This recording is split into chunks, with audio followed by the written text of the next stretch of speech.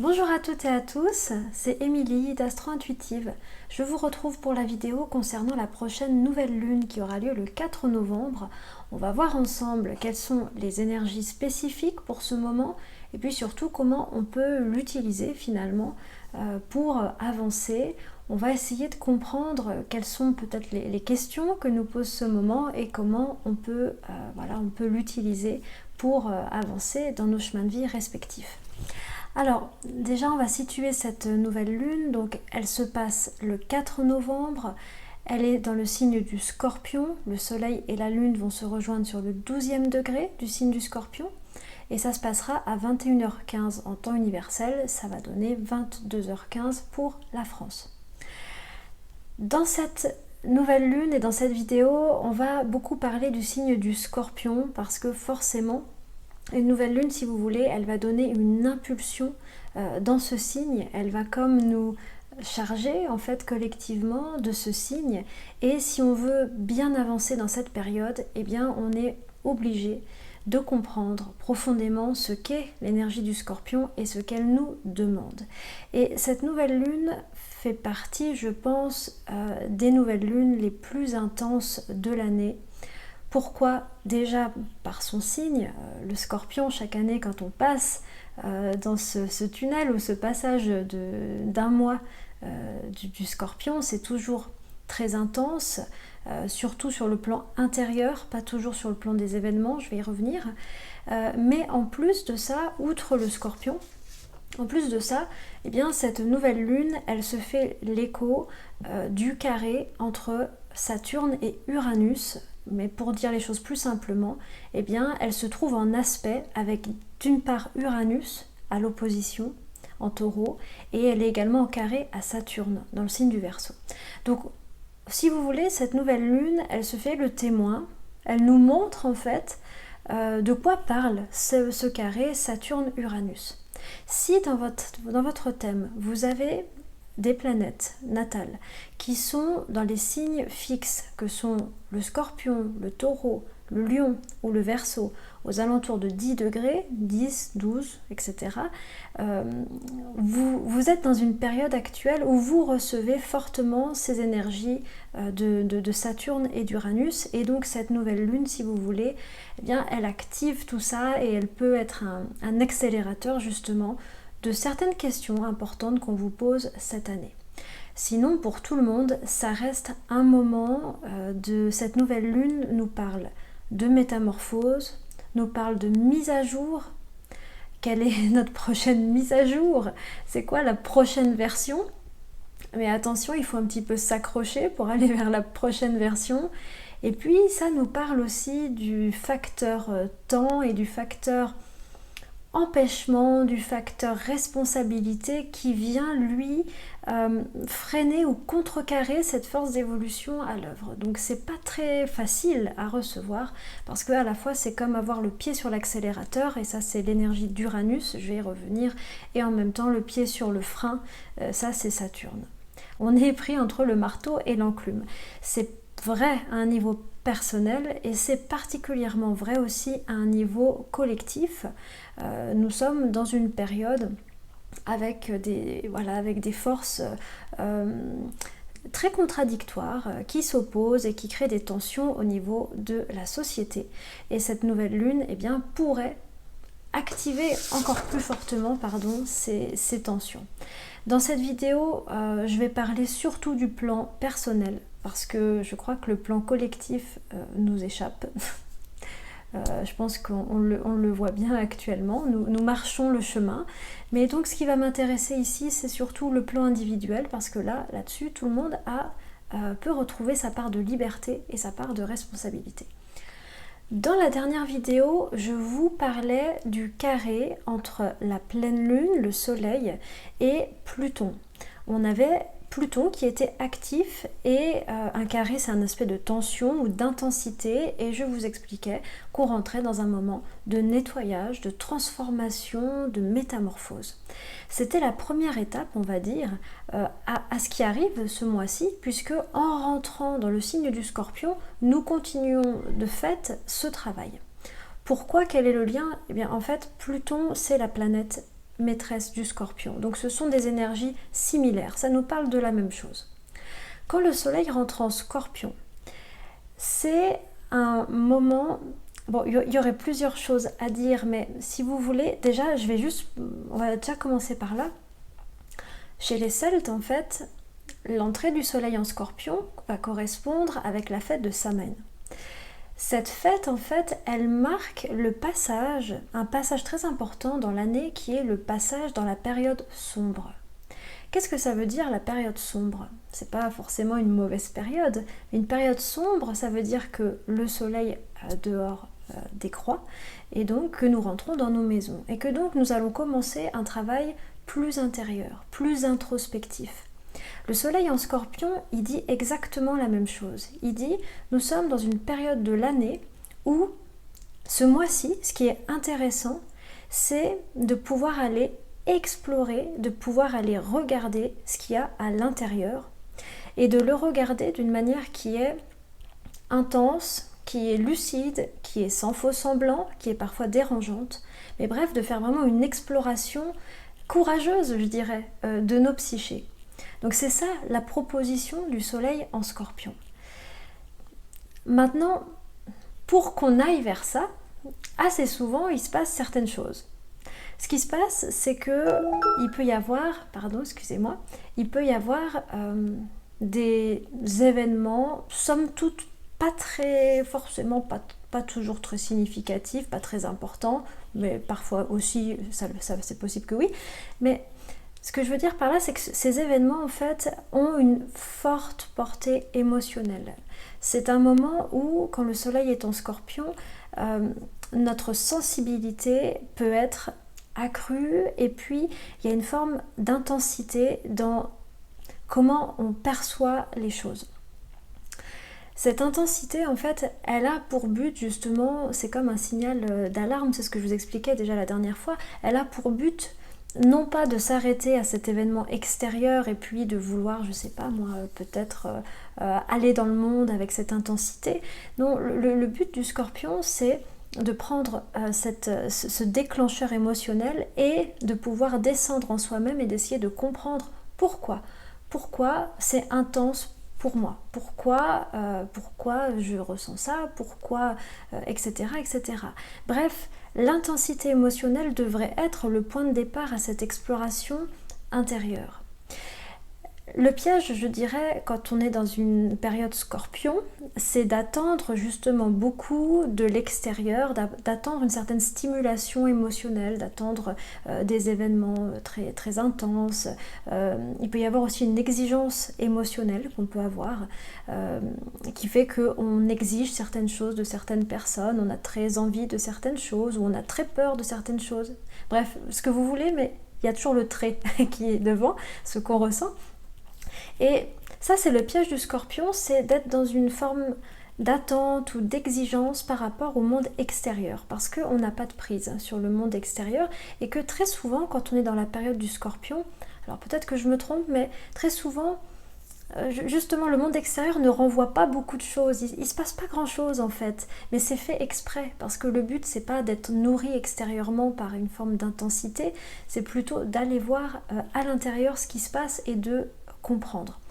Donc l'invitation pour ce mois, c'est ça, c'est d'accepter ces événements, ces émotions qui montent et de les prendre comme le début d'un chemin initiatique, comme quelque chose qui va nous faire aller dans nos labyrinthes intérieurs. Donc vraiment, n'hésitez pas ce mois-ci à chercher, à creuser, à lire des choses peut-être un petit peu psychologiques, sur le développement personnel, sur les blessures émotionnelles, sur pourquoi pas même le karma, bref, peu importe.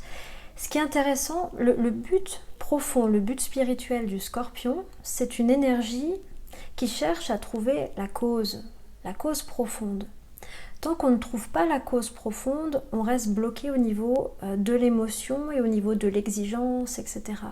Quand vous trouvez la cause profonde, assez souvent vous le sentez parce que y a quelque chose qui se relâche, il y a quelque chose qui, waouh, vous vous sentez aligné, vous vous sentez détendu, c'est ok.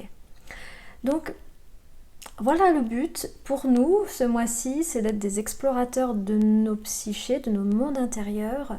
ça demande du courage, ça demande une intensité d'exploration, ça demande d'aller voir des choses qui sont peut-être parfois dérangeantes chez soi, chez les autres. Et ça demande d'être curieux pour trouver la cause. Et une fois qu'on a trouvé cette fameuse cause qui est à l'origine des émotions, c'est le deuxième but du Scorpion. Son but va être d'amener une transformation, une mutation, une métamorphose. Le mot métamorphose, il marche très très bien avec ce signe-là du Scorpion. Donc, ce mois-ci aussi, on peut le voir comme si on va passer un mois entier dans le laboratoire de l'alchimiste. C'est comme s'il nous piège en fait. On est rentré dans le laboratoire, il a fermé la porte à clé, il dit bon, on va rester là un petit moment jusqu'à ce que, tu puisses transformer certaines choses. Donc là, pour moi, la meilleure manière de vivre cette période de l'année qui parfois peut être difficile, c'est pas toujours le moment le plus doux dans l'énergie, c'est une énergie exigeante. La meilleure manière de le vivre, c'est d'être vraiment en contact avec son intériorité et d'accepter ce temps de métamorphose, de transmutation, de ne pas résister et surtout de ne pas être dans une exigence que l'extérieur nous donne ce qu'on a envie qu'il nous donne, parce que c'est pas vraiment ça le but de ce signe. L'autre chose avec ce signe, donc pardon, j'ai écrit ici une question qui pourrait être intéressante, peut-être vous pouvez la méditer par rapport à cette nouvelle lune. La question, ça serait, quelles sont les racines inconscientes de mes difficultés ? Évidemment, on va surtout chercher les racines de ce qui nous pose problème. Si vous n'avez pas de problème, si vous vous sentez parfaitement heureux, lumineux et tout ça, et ben c'est formidable et c'est super. Mais si pendant ce mois-ci, vous vous sentez pas forcément bien à certains endroits, c'est ça, c'est de se dire quelles sont les racines inconscientes de ces difficultés, quelles sont les racines inconscientes de ces problèmes aussi dans ma vie. Pourquoi ces scénarios répétitifs, pourquoi, enfin bref, vous avez compris. Donc c'est ça notre boulot numéro 1. Notre boulot numéro 2, il est âpre, il n'est pas facile. C'est le lien entre le Scorpion et les fins et la mort. Pluton, justement, la planète du Scorpion, c'est le dieu des enfers, c'est le dieu de la mort d'une certaine manière. Et le moment du Scorpion, dans l'année, c'est le moment où c'est un moment très important pour le reste de l'année et notamment pour le printemps qui arrivera dans 6 mois. C'est le moment où il nous est demandé de laisser mourir certaines choses. Alors évidemment, de même, il faut aussi être à l'écoute de ce qu'on sent qui a fait son temps, de ce qu'on sent qui n'est plus aligné, n'est plus nourrissant, vous savez, tout est impermanence et c'est ça qui est très étonnant, c'est que des formes qui étaient ok à des moments ne le sont plus à un autre. Et ça, c'est très étonnant. Mais le signe du Scorpion est aussi un moment qui révèle ça, qui révèle ce changement de forme qu'on n'avait peut-être pas intuité à ce point-là et qui est porté comme par un paroxysme en fait et qui nous permet de voir la fin de certaines choses ou en tout cas la transformation d'état de certaines choses. Et travailler avec le Scorpion, c'est aussi être ok avec ça, ne pas résister. Ok, cette chose souvent auquel je tiens, soit n'existe plus, soit change de forme, se transforme. C'est difficile à accepter, c'est un signe initiatique. Vous savez, tous les signes de fin de zodiaque, ils ont tous comme planète maîtresse des planètes lentes. Et ici, c'est Pluton. Et donc, vous savez que quand vous travaillez avec une énergie, comme ici le Scorpion, ce qu'on vous demande, ce sont un travail, je dirais pas titanesque, mais un travail initiatique qui nous coûte, qui est pas forcément facile. Donc, la deuxième chose, si on veut travailler si on veut travailler en conscience avec ce signe, c'est de se demander qu'est-ce qui doit mourir dans ma vie, qu'est-ce qui doit changer de forme, qu'est-ce qui n'est plus aligné. Voilà. Donc ça aussi, pourquoi pas, on peut soit méditer sur ces questions-là, on peut pourquoi pas aussi faire un tirage pour voir ce qui sort de ce qui n'est plus juste. Et ce qui me semble très important aussi, c'est d'apprendre, si jamais on est confronté à ça, d'apprendre à ritualiser les fins, de pouvoir clôturer comme il faut ce qui se termine. Hein, c'est aussi ça. Et vous savez, la période du Scorpion, c'est ce moment où donc il y a Samin, il y a la fête des morts, il y a la Toussaint. C'est vraiment génial parce que toutes ces fêtes à travers le monde tout simplement se font écho du signe du Scorpion. Alors c'est pas forcément lié à l'astrologie, mais je veux dire que l'astrologie est juste va au diapason avec ces fêtes. Et ce qui est intéressant avec ces fêtes, c'est qu'on ritualise la fin, on dit au revoir, et de même on garde dans nos cœurs les personnes aimées, mais ça peut être aussi les situations passées aimées, etc. Donc voilà, vous voyez, c'est une lunaison intense par rapport aux thématiques qu'elle touche. Et ce passage-là du mois, il est vraiment important, de l'année, pardon, il est vraiment important parce que mieux on a réussi à sentir les formes qui n'étaient plus justes, les formes qui devaient se métamorphoser, plus on va pouvoir avoir un beau printemps.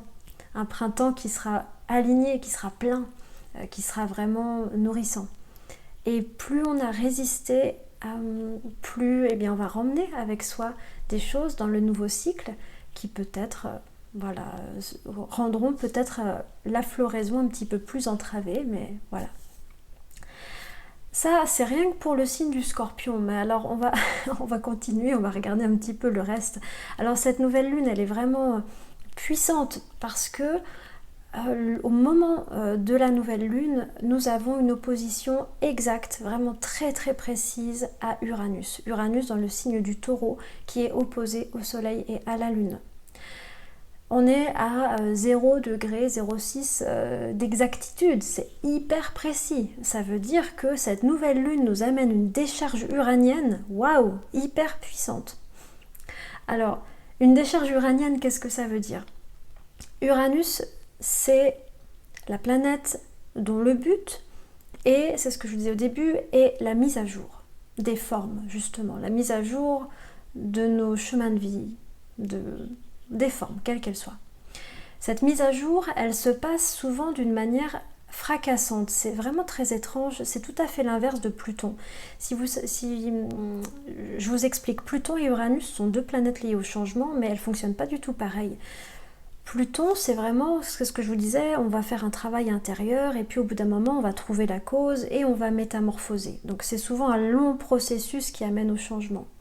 Uranus, c'est pas ça. C'est le changement arrive et ensuite vous allez passer du temps à comprendre, à analyser, à faire votre travail. Mais c'est ensuite, donc c'est l'événement qui arrive en premier, qui fracasse tout et ensuite vous allez décanter. Donc c'est tout à fait opposé, c'est pas du tout la même manière de fonctionner.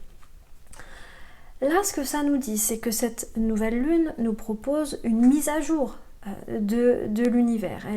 Et qu'est-ce que ça nous dit ? Ça nous dit aussi que la porte du changement est ouverte pour cette nouvelle lune. Il peut y avoir vraiment des choses qui bougent, qu'on ne s'attendait pas et puis qui bougent. Et ce qui est intéressant aussi, c'est que si vous voulez, comme c'est opposé à toutes ces planètes en Scorpion, il faut aussi être à l'écoute pour cette nouvelle lune de tous les événements surprenants qui peuvent se passer, qui quelque part vont enclencher justement ce travail introspectif. Mais il faut peut-être s'attendre pour cette nouvelle lune à ce qu'on soit bousculé, à ce qu'on soit... donc déjà le Scorpion c'est déjà pas hyper confort, mais en plus là avec Uranus, il y a des formes extérieures qui viennent et qui nous secouent en fait et qui nous disent la prochaine étape c'est ça. Et c'est maintenant surtout, c'est ça qui est très étrange avec Uranus, c'est maintenant. Et nous on se dit mais attends, moi c'est pas maintenant du tout, moi j'ai pas du tout prévu de changer. Mais Uranus, ce sont les timings divins, je sais pas comment le dire autrement, c'est les timings célestes, ça n'a pas de rapport avec ce que notre ego pense ou ressent, ce sont les justes tempos. Donc voilà, et c'est vrai que comment aussi recevoir cette énergie d'Uranus, c'est pas facile parce que ce que ça peut donner dans les formes, c'est des coupures, des ruptures, des choses qui étaient linéaires, marchaient d'une manière et d'un coup, il y a quelque chose qui se fracasse, qui change de forme mais de manière très soudaine, inattendue. C'est difficile à recevoir. C'est particulièrement vrai si, comme je vous disais, vous avez des planètes dans les signes fixes aux alentours du 10e degré. C'est d'autant plus vrai et c'est tout le programme 2021 pour vous, mais là c'est d'autant plus activé. La bonne manière, je pense, pour accueillir l'énergie d'Uranus, encore une fois, c'est de ne pas résister. Plus on résiste, pire c'est. Comme toutes les planètes transpersonnelles, je trouve que plus on contrôle et plus c'est difficile. Donc l'idée c'est d'être dans une souplesse, de s'attendre à ce que cette nouvelle lune, elle peut être intense sur le plan des émotions, elle peut être intense sur le plan du changement, elle peut montrer des mises à jour de l'univers qu'on n'avait pas prévu, qu'on n'avait pas envie non plus de faire, elle peut précipiter peut-être des fins justement en lien avec le Scorpion. Et ce qui est beaucoup challengé aussi, c'est la notion de sécurité. C'est ça aussi qui bouscule. Scorpion, Taureau, c'est deux signes qui cherchent la sécurité et là ils sont très bousculés. Donc la question c'est comment au milieu de tous ces changements je peux trouver une base de stabilité, une base de sécurité. Qu'est-ce qui manque, qu'est-ce qui me ressource. Voilà, donc ça peut prendre des formes diverses et variées. Si vous voulez peut-être un petit peu mieux voir pour vous, vous pouvez regarder où est Uranus dans votre thème de naissance en transit, où est-ce qu'il est en ce moment, et s'il touche des planètes, parce que voyez-le vraiment comme cette mise à jour de la maison, de la planète, de l'univers. Maintenant, dernière force en présence, c'est Saturne, troisième pilier de cette lunaison. Saturne qui a pour but de dire waouh, piano, tranquille, calmons-nous. Il vient, c'est un peu le garde-fou là, sur cette nouvelle lune. Donc, ce que ça peut donner que d'un côté, il y a ces événements déroutants, il y a cette envie d'aller vers le changement, il y a ce besoin de s'introspecter avec le Scorpion, et puis il y a Saturne qui ici bloque. Alors, qu'est-ce qui bloque? Qu'est-ce que ça veut dire? Alors, il y a plusieurs choses. Saturne, souvent, c'est les empêchements, mais c'est aussi la sagesse. C'est vraiment une planète qui représente l'archétype de la sagesse et de la maturité. Ce qui bloque ici, ça peut être, si vous voulez, des peurs qui empêchent justement le changement. Ça peut être du contrôle aussi, le fait d'avoir peur de perdre le contrôle, parce qu'il y a cette énergie d'Uranus qui bouscule, parce qu'il y a le Scorpion qui nous fait aller dans nos profondeurs, c'est pas facile. Et il y a comme Saturne qui essaye de s'accrocher pour garder le contrôle. Ça peut être aussi des responsabilités, des choses qu'on porte et qui ne nous permettent pas autant qu'on voudrait d'aller dans ces espaces intérieurs. Il y a des circonstances de vie qui font qu'on n'arrive pas vraiment à s'introspecter, on n'arrive pas non plus à mettre en place ce changement comme on voudrait. Donc cette nouvelle lune, elle nous permet peut-être aussi d'explorer quelles sont nos parts de rigidité, quelles sont nos parts de contrôle, quelles sont nos peurs face au changement, quelles sont les culpabilités qu'on porte, quels sont les fardeaux qu'on porte. Voilà, c'est toutes ces questions que peut nous poser Saturne. À un autre niveau, je finis juste là-dessus, à un niveau personnel. Intégrer Saturne, là, dans ce type d'aspect, l'idée c'est d'intégrer Saturne. Et pour l'intégrer, ça veut dire, ok, est-ce que les décisions que je prends sont-elles sages? Sont-elles matures? Est-ce que je les ressens profondément? Ce qui peut être intéressant si par exemple vous devez, je sais pas moi, prendre une décision quelle qu'elle soit, c'est de laisser un petit peu le facteur temps faire son œuvre. Donc pourquoi pas de laisser, je ne sais pas moi, jusqu'à la pleine lune ou même un peu plus pour essayer de voir si les impulsions que vous avez eues à la nouvelle lune, les émotions, etc., est-ce qu'elles résistent au temps? Est-ce qu'elles sont profondes? Est-ce qu'elles sont enracinées? Donc ça peut être vraiment une aide. Maintenant, à un niveau collectif, le Saturne en Verseau actuellement, on le ressent beaucoup. Saturne en Verseau, en fait, il s'exprime à travers le poids du collectif, le poids de la responsabilité collective avec la crise du Covid, avec le poids du manque de liberté, toujours pour des raisons collectives, avec le poids également de la culpabilité collective. C'est très Saturne en Verseau, par exemple, les messages actuels de protégez-vous, protégez les autres, où il y a une part de culpabilisation, ou en tout cas d'invitation à la responsabilité, mais qui pourrait rapidement basculer vers la culpabilité. Tout ça, c'est très Saturne en Verseau, hein, c'est prendre ses responsabilités, ou dans le mauvais côté de Saturne, faire se sentir les autres responsables, faire les autres se sentir, faire que les autres se sentent coupables ou faire porter la culpabilité. Voilà, tout ça c'est très Saturne en Verseau, hein. C'est un climat qui demande vraiment, je dirais, de comprendre avec justesse cette énergie pour justement aller du côté responsabilité et pas culpabilité. Saturne en Verseau nous dit comment est-ce que tu prends ta responsabilité par rapport au collectif. C'est que chacun doit trouver son propre chemin vers cette responsabilité collective, et ce qui est dangereux, c'est l'unique message, parce que à ce moment-là, on a un Saturne qui est très culpabilisant et castrateur. Et voilà, et je vous parle de tout ça. Donc c'est vraiment très intéressant d'observer tout ça parce que ça donne corps à Saturne en Verseau, on le voit vraiment. Mais je vous parle de tout ça pour vous expliquer aussi que comme Saturne est en carré avec cette lunaison, le poids de ce Saturne, il transparaît encore au niveau collectif, et peut-être qu'il sera peut-être encore plus lourd pour cette lunaison.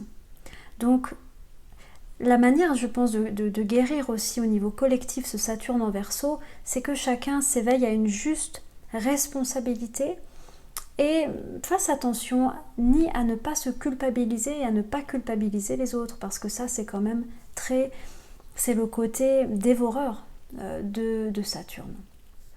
La manière, je dirais, ce qu'il faut peut-être retenir pour cette nouvelle lune, c'est vraiment d'essayer de se mettre au diapason avec l'énergie du Scorpion, de se demander qu'est-ce qui doit finir, qu'est-ce qui doit mourir, qu'est-ce qui doit changer de forme, d'être prêt à recevoir la mise à jour de l'univers, justement. Ça veut dire une accélération de processus que peut-être on pensait qu'il allait prendre plus de temps, mais qui finalement s'accélère, de trouver une part de stabilité. Essayons de trouver quand même quelque chose qui nous ancre, hein, pour cette nouvelle lune, histoire de tenir face à la vague, et aussi d'examiner toutes ces questions de la culpabilité, des peurs, de la responsabilité, des poids que l'on se donne, soit soi-même, soit qu'on subit des autres. Ça, c'est aussi le carré de Saturne.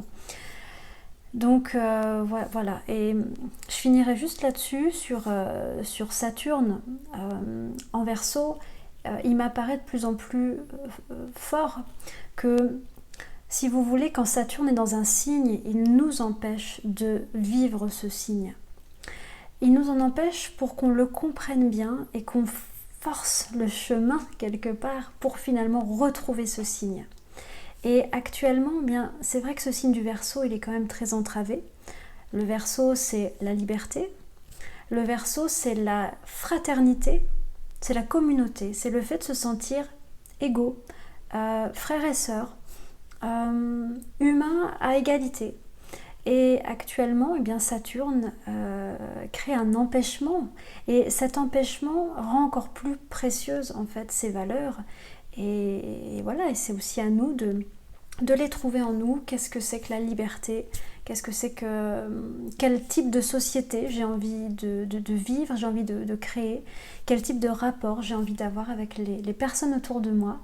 Voilà, c'est toutes des questions qui nous sont ouvertes et qui peuvent être très inspirantes. Et voilà, je revenais juste là-dessus parce que Saturne est très puissant pour cette nouvelle lune. Voilà. Je vais m'arrêter là. Il y aurait d'autres choses à dire, mais vraiment j'avais simplement envie de parler de ce triangle qui me semblait le plus important. Donc les questions, on finira là-dessus. Quelles sont les racines inconscientes de mes difficultés? Qu'est-ce que je dois transformer? Qu'est-ce qui doit mourir? Et aussi, qu'est-ce qui manque et me donne de la sécurité, de la stabilité? Parce que ça va nous être très utile. Voilà, je m'arrête là. J'espère que ça vous donne quelques clés, quelques pistes. Le but, c'est vraiment que vous vous appropriez ces énergies et que vous les fassiez vôtres, finalement, et que vous les ressentiez. Voilà, j'espère y contribuer à mon petit niveau. Je vous embrasse et je vous dis à dans 15 jours. À bientôt.